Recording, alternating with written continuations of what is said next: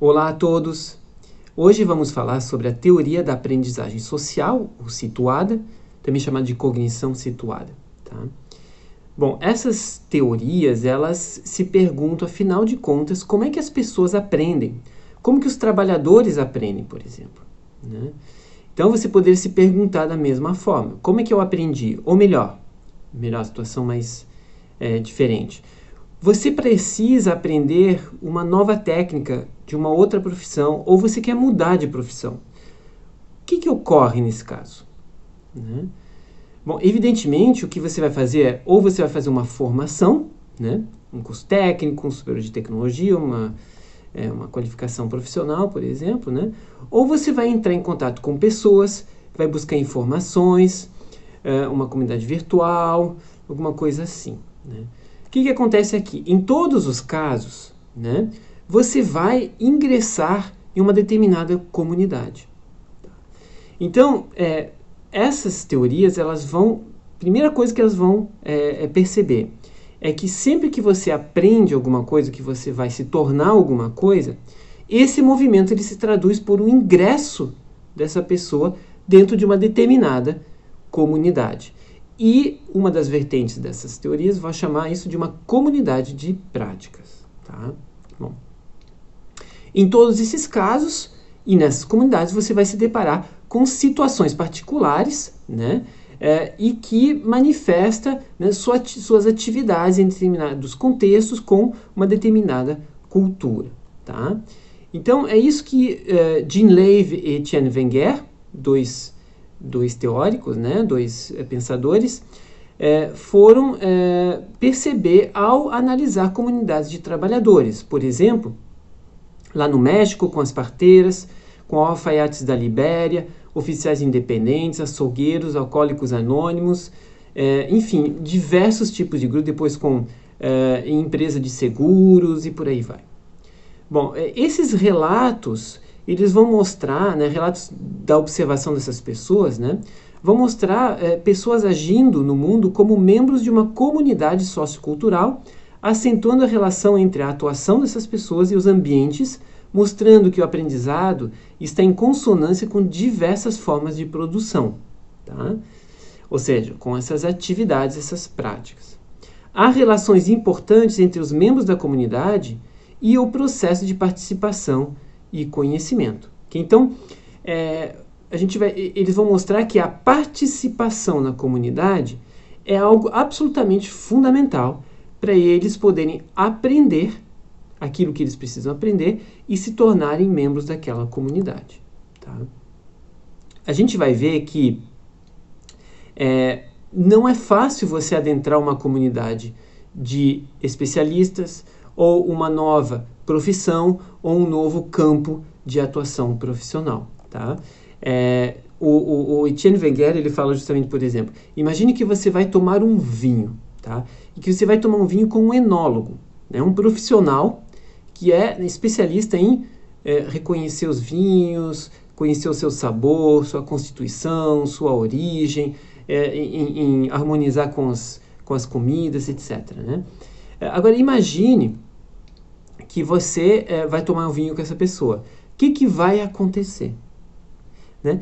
Provavelmente, uma série de coisas que você sente, você não vai saber expressar da mesma forma que ele expressa.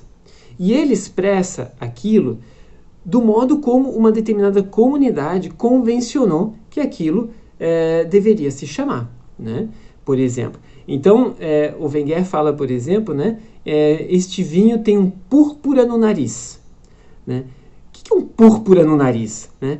Isso é algo que é tão específico, tão, digamos assim, cultural, né, que para você poder entender o que você vai precisar participar de atividades com essas pessoas, você vai precisar provar muito vinho com eles, conversar com eles e por aí vai. Então, é só um exemplo para dizer que toda comunidade de trabalhadores, todo grupo de trabalhadores, toda cultura técnica, né, ela tem uma série, né, de particularidades e de formas de aprender específicas. Né, e que você aprender uma nova profissão é você justamente adentrar esta cultura. Tá? Bom, a partir da análise dessas experiências, então os autores vão mostrar que a aprendizagem é social ou situada, né? E que na cultura escolar, infelizmente, o que acontece é que a gente tem uma descontextualização daquilo que é ensinado.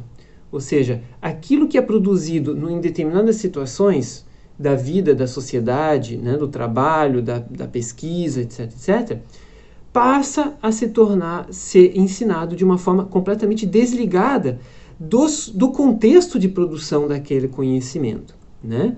Como se o conhecimento pudesse ser abstraído dessas situações em que ele se aprende, tá? Bom, ao contrário disso, vão defender que a aprendizagem deve ser pensada a partir da forma como se constrói o saber, ou seja, da sua forma situada, né, e no contexto de produção desse saber, né? Isso vale, inclusive, por exemplo, para os saberes científicos, né? A gente trata os saberes científicos como se eles fossem, né, depositados numa prateleira e que eles estivessem ali à disposição, sempre estivessem ali à disposição de todos. Mas não, eles também foram produzidos dentro de determinadas comunidades que têm determinados interesses, determinadas forma de agir, formas de pensar, etc., etc. Com determinadas também coisas que estão em jogo, com problemas que são próprios daquele momento e por aí vai, tá?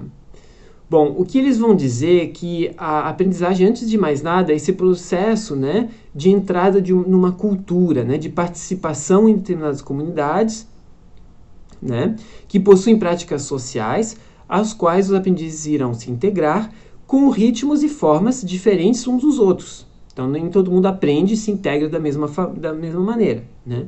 Mas segundo os princípios sociais de aprendizagem, né? Bom, aí vem a questão das comunidades de prática que Lev e Wenger vão falar, eles vão analisar, né, mais a fundo. Eles vão dizer o seguinte, né, que havia um movimento de participação periférica dos aprendizes, né, de alfaiate, por exemplo, que vai se legitimando ao longo do tempo, né, por meio desse engajamento deles nas diversas tarefas do ofício, né, e que esta aprendizagem ela não ocorria apenas na relação entre o mestre e o aprendiz, de uma forma direta, mas informalmente entre diversos dos trabalhadores envolvidos nessas tarefas, tá?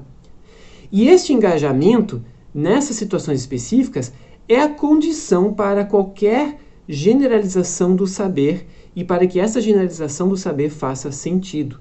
Então, antes de pensar na possibilidade de generalizar o saber para todas as situações, a gente precisa experimentá-lo em situações que eles dizem, tá?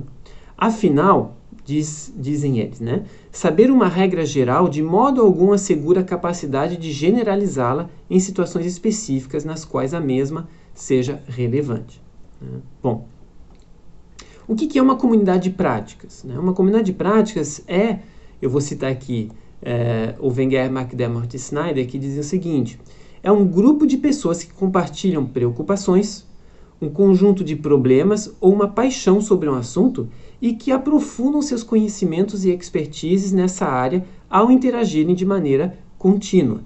Tá? Então, não se trata aqui de pensar que são comunidades idealizadas, sempre felizes, etc., etc. Não é isso. Aqui a ideia de comunidade, né, também inclui a possibilidade de conflitos, de relações de poder, de divergências nos grupos, etc. Mas existe uma estrutura básica que faz com que essas comunidades de prática nasçam, se desenvolvam e se transformem, e até mesmo, às vezes, desapareçam, né? Bom, como é que é essa estrutura das comunidades de prática, pessoal? Então, esses autores vão dizer que é o seguinte: toda comunidade de prática tem um domínio, né? Uma comunidade, obviamente, e as práticas, né? Então, esse domínio é o corpo de conhecimento, né, que gera um senso de responsabilidade, que define o compromisso, o engajamento, a identidade do grupo e a sua motivação em participar. Então, eles estão reunidos, eles trabalham juntos, eles têm atividade comum, justamente porque eles querem desenvolver uma determinada prática ou porque eles querem aprender determinado assunto. Então, o domínio é esse, tá? A comunidade, né, são então esses membros que vão interagir de determinadas formas, dependendo da comunidade, né? Com relações de respeito e confiança, né? Sem o que dificilmente compartilhariam suas experiências, dúvidas e anseios, né? Então, a comunidade é a trama social da aprendizagem. Tá? Isso é muito bonito, essa definição, né? Que é enriquecida pelas contribuições diversificadas dos indivíduos, né? Obviamente, os quais, por sua vez, eles compartilham, então, uma visão geral, um senso de pertencimento à comunidade, né? Então, essa riqueza de visões individuais e compromisso mútuo é um campo fértil para a aprendizagem e a criatividade, tá bom? Há também um outro componente dessa estrutura, que são as práticas, né? As práticas, pessoal, elas são tudo que envolve as atividades dessa comunidade. São as rotinas, as palavras, ferramentas, modos de fazer coisas, histórias, gestos, símbolos, gêneros, ações ou conceitos que a comunidade produziu, né, ou adotou no decorrer de sua existência e que se tornou parte de sua prática. Então aqui a ideia de prática, percebe? Não é aquilo que é uma mera execução de um saber teorizado, etc. Não. Aqui a prática é um conjunto rico de todas as atividades dessa comunidade, tá bom? Bom, o que é bonito aqui nessa teoria, que eu acho muito lindo e que merece a nossa atenção para nós, professores da educação profissional, né? É que aprender aqui não é apenas aprender coisas, é também construir e transformar identidades. É um tornar-se, né? Então, a aprendizagem tem a ver com o que você está se tornando, diz o Wenger. Isso é muito bonito, né? Bom, e como é que se aprende, então, e como é que se torna, e como é que se transforma a identidade? Justamente nessa experiência de si mesmo, né, com relação a essas práticas, essa comunidade e a esse campo de saberes, né, e de saberes fazeres com os quais você está se deparando. Tá? Então, é uma experiência negociada com os outros, porque os outros vão te devolver também significações daquilo que você faz, daquilo que você é, né? Na trajetória de aprendizado, né, quando você se vê aprendendo também, né, e no sentir-se parte de algo, ok? Então, e esse pertencimento ele é fundamental, né, inclusive nessa constituição, por exemplo, de uma identidade profissional, que é aquilo que a gente busca também na formação profissional, né? Então, é algo que é definido globalmente em relação à comunidade, né, mas que é experimentado localmente com relação a essas práticas, né? Bom, e é óbvio que aqui, quando a gente fala em identidade, não está falando de uma coisa estática, móvel, restrita ou fixa, né? Mas é algo que é dinâmico, que é algo que pode, né, sofrer alterações. Você pode, inclusive, ter pertencimentos múltiplos, né, e integrar, inclusive, diversas comunidades de prática. Tá? Bom, as trajetórias, inclusive, dentro dessas comunidades serão várias e várias possíveis, e elas podem evoluir, né?